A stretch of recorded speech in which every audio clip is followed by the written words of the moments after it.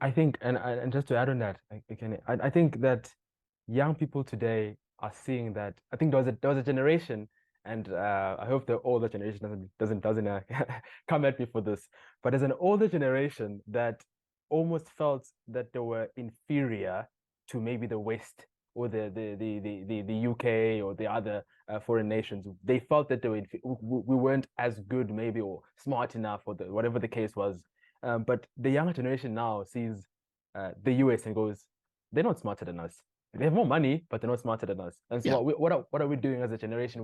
We are coming up with ideas and going, how can we still make it happen, regardless of the fact that we don't have the millions of dollars that they have? And a lot of that is happening right now. There's that whole mindset shift where Africans are finally recognizing the power that we have as Africans as well, as the younger generation. We're not waiting until we have permission to start a company or we have permission to do the next big thing to us. We are coming up with ideas and almost on the day executing them, because we finally recognize that in order for us to take this continent where we want to be, to build the lives that we want to have, we are going to have to really double down and take some action. So we can't blame the government for not giving us funds. Rather, we go, okay, the government won't give us funds, so how do we still make this happen? And I think that's the mindset shift that Africans are coming and the younger generation has now. Yeah. And again, the online space has helped a lot because they watch content that inspires them to do this. They get to produce content and get it out there as well. So it's just the digital space has done a lot, and it ties in with my when you are studying at the African Leadership University, just to bring that up, they don't believe in majors, they believe in missions. Mm. And when I was asked about what my mission has to be, because everyone gets to write their mission, right? My mission was that I wanted to connect every African or put internet in every African home so we can bridge the digital divide. Because on the content, and it's a big problem, it's a huge problem. So I'm not saying I'm the one to solve it, but I'm like, I'll do whatever it takes Maybe you are. to get there. It's like, you never know. So I'm saying I want to do whatever it takes to get it, and that's my I want to say life mission. Why? Because I think it's 30% of the continent that's really connected to reliable, affordable internet. Internet, yes. 70% unconnected. That is something that should shock the world. Really, Oh 70% of no, no, no, no. See, the good thing is it's this. Africa is a virgin land, yeah, yeah, okay, business. So mm, you guys have yeah, the opportunity to take it yeah, over, you know, yeah, you know, yeah. yeah, But you yeah, just that's it really. You go if 7% of the continent is not connected, and I come from humble beginnings, but internet changed everything for me. I was able to learn more, read more, get a lot more knowledge that empowered me. And it reminds me of that story of I don't know, it's a Netflix movie, documentary on the boy who harnessed the wind. okay, We that for me was an amazing story. But the fact that he had to sneak into a library to learn how to, a bit of the scientific things that he yeah, needed to do to build a windmill. I'm yeah. saying that every African can have that opportunity by having internet access.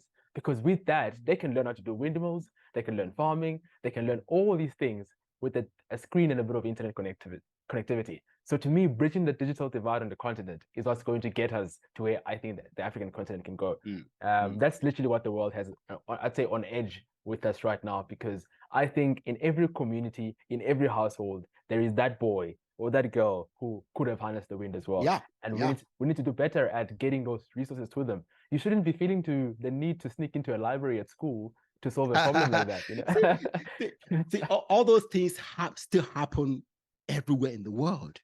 Yeah, Yeah, yeah, yeah, it still happen everywhere. See, you mentioned earlier that the older generation used to think the West were better than them. mm, Okay, I will tell you this. Once upon a time, the West used to see themselves as inferior to mm-hmm, the Arabs. mm, Yeah. mm, mm, And see, that's why whenever I hear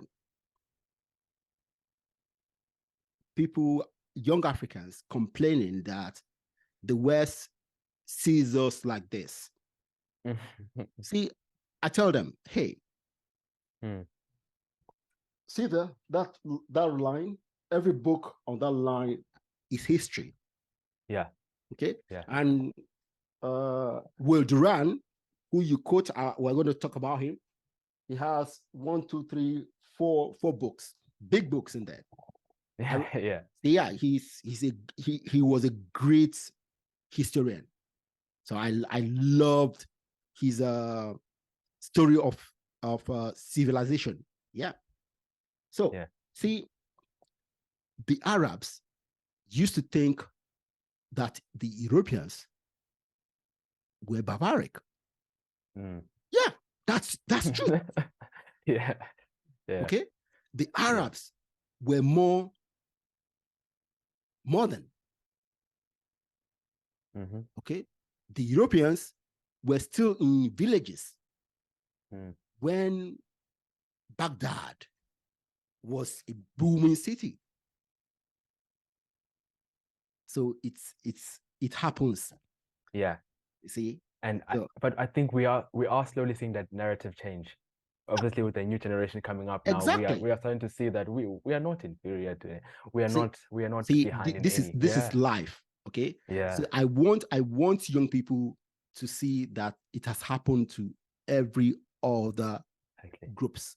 See, the same thing has happened to other groups. Yeah. So that's why I encourage people to read history. I was about to say history. I was about to say, yeah, when you mentioned that, I was like, reading history is something we don't emphasize enough. And we should. We really don't. Should. Because when you read history, you will stop seeing yourself as a victim. Because every other group in the world has been victimized at one time or the other. Yeah. Yeah. And it goes beyond that. It really does go beyond that, because history is it's fascinating, really. People always say that history always repeats itself. That's one point that you need to think about. And if you look at the history and you read, you go, this has happened before. The cycles, history. But not only that, now there's a part of history where, in order to prepare yourself for the future, in order for yourself right now to understand what's happening in the present, you actually have to know the history. And it does sound counterintuitive, you know? It doesn't sound like it should make sense. Why should I learn history to understand the future or where we are? But the reality is, in order to do that, you need to actually read a lot about and understand the history that we come from. Yeah. And if you don't read the history, you will repeat it. That's it. Anyway,